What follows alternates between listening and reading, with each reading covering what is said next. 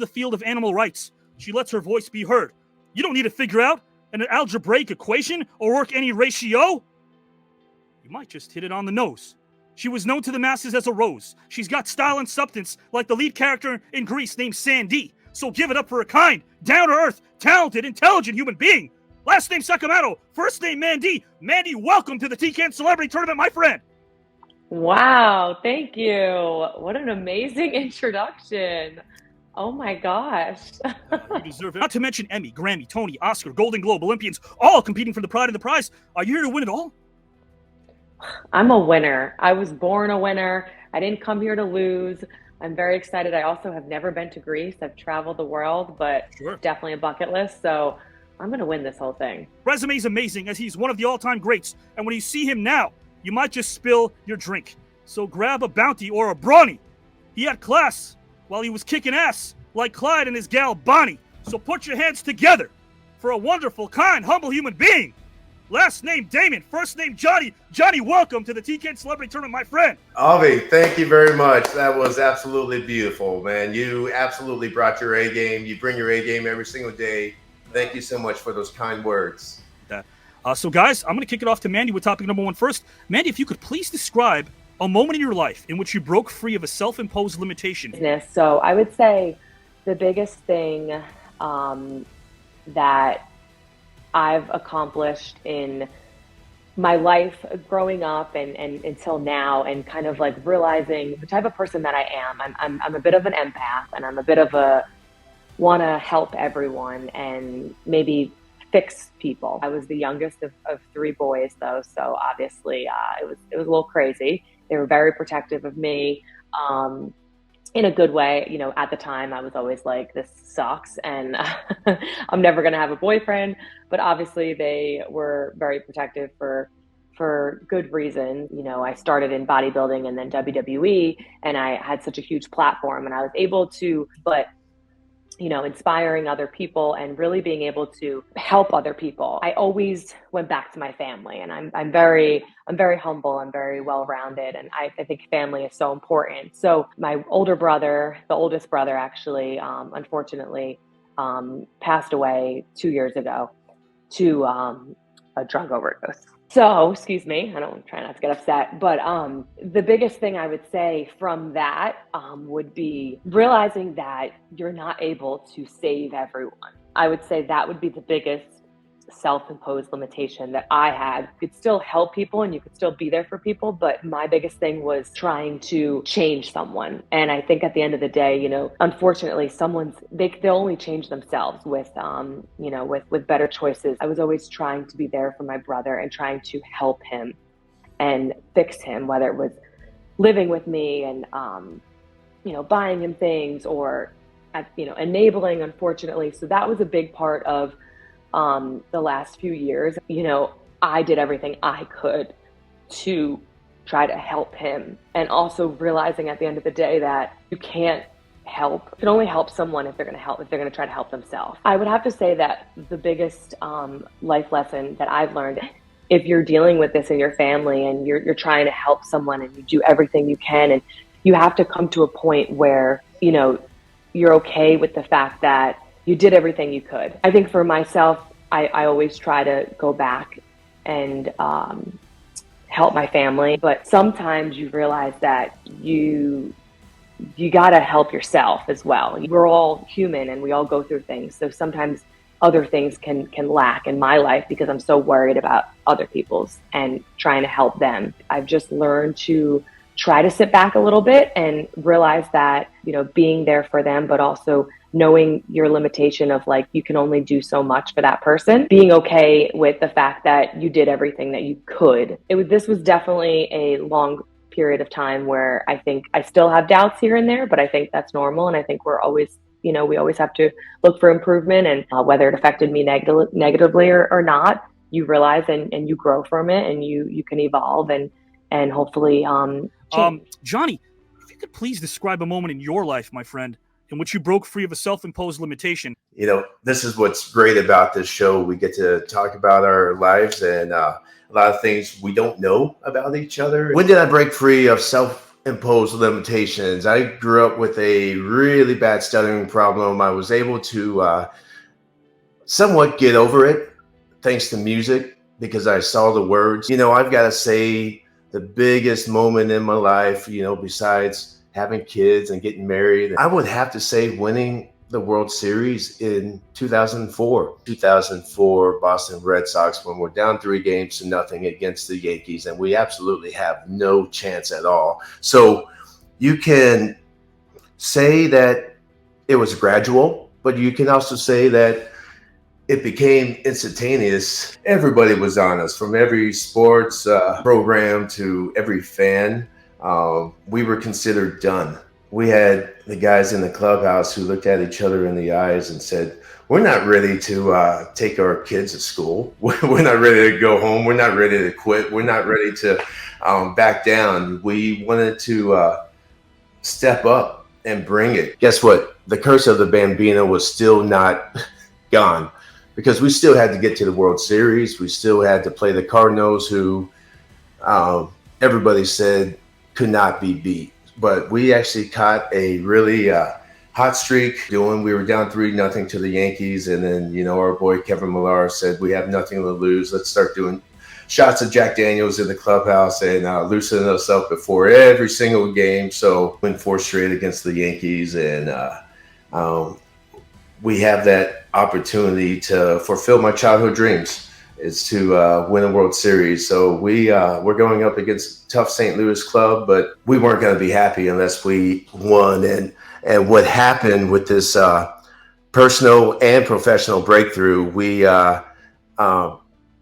made so many people happy.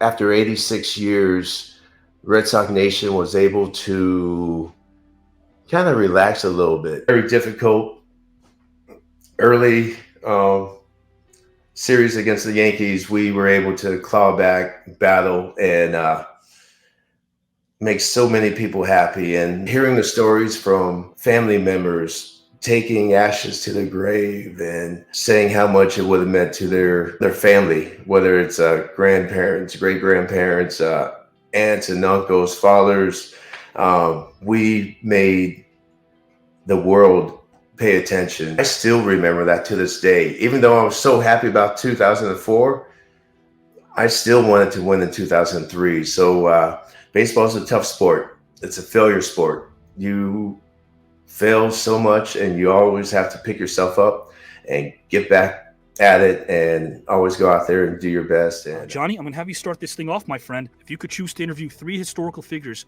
who would you choose and why?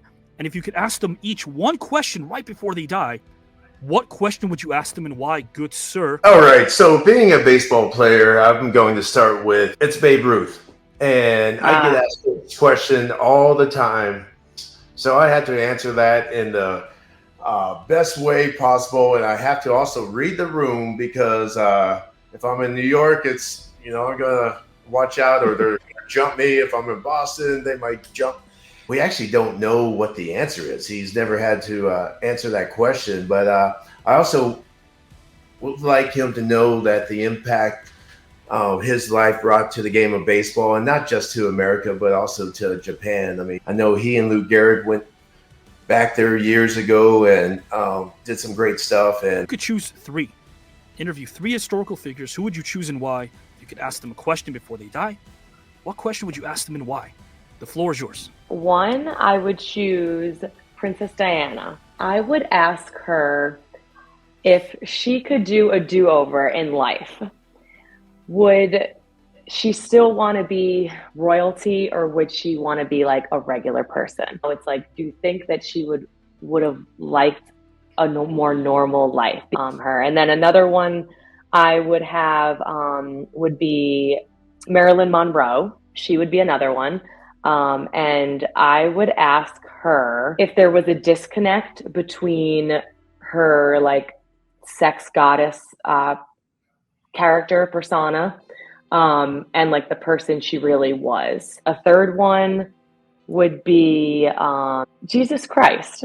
I'm a Catholic, and I would want to know life after death. I believe in heaven, and I would want to know what's it like in heaven. Sure. All right. Well, since Mandy mentioned Princess Di, I'll go quick and say, are you in a hurry? Like, can you chill out? Is it, just take a picture. I learned from Kid Rock, take a picture if somebody asks, sign an autograph, they'll get it. The last one was actually Chris Cornell. I just want to ask him, moments before, how are you doing? The story really doesn't add up too well, at least not to me. Chris Cornell gets done playing a concert in Detroit, and when you just made so many people happy, it's kind of like me going off and hitting a grand slam and going to the hotel and being as miserable as I can.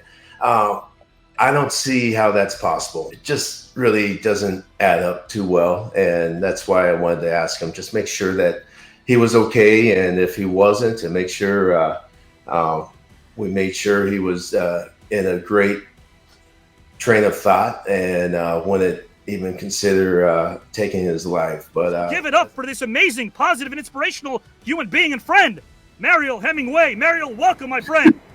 Oh my gosh, I am overwhelmed. that was incredible and exciting.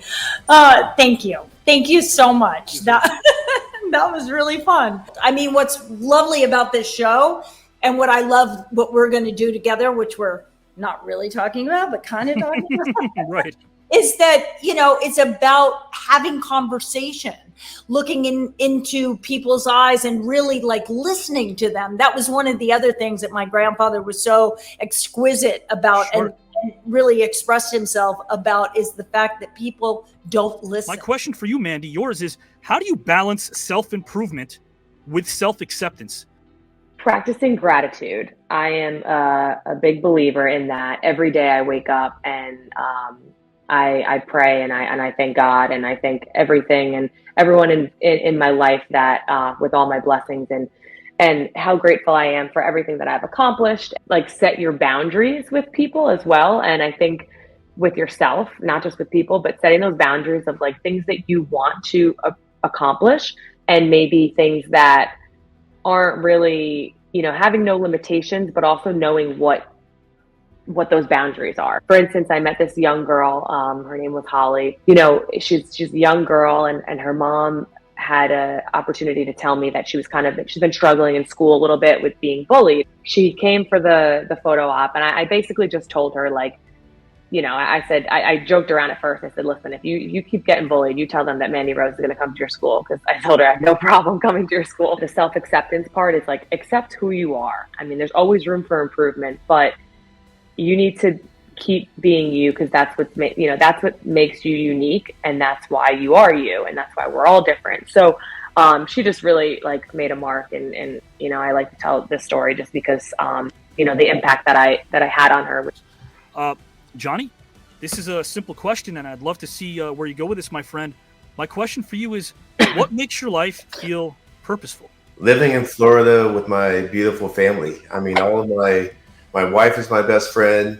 My kids, they're all my best friends, and we live in a place where we have unlimited possibilities. That's pretty much all I have to say. I mean, my family is my world. I would do anything for them. And yeah, it's family, it's friends, it's that's the most important thing. Both Mandy, really, Camano, and Johnny Damon, I've been counting these in the back, both advanced to round number 2 of the most star-studded field in the tournament ever. You could look it up, quantity and quality. These two great individuals will be in round number 2 in a few months. Congrats to both of you. Wow, that's awesome. Yay. Yeah. You've done a ton of these. Of course, this is it's not just a podcast. Did you have fun, my friend? I had a great time, and if I go up against Jimmy McMahon, can we do it in the same room together? Yes. I was just with him yesterday. We always have a great time together. Yeah, man, he loved. Did you have fun time tonight? Was this a nice experience? Yes, it really was a great experience. Very unique, something that I've never really done. I was a little nervous prior to it, not gonna lie, but it was a lot of fun, and I'm excited for round 2. Go whatever route they go. We're all meant to go the path we're on, no matter how painful it is at the time. So I believe what Mariel's saying. Get quiet. It's an inside job.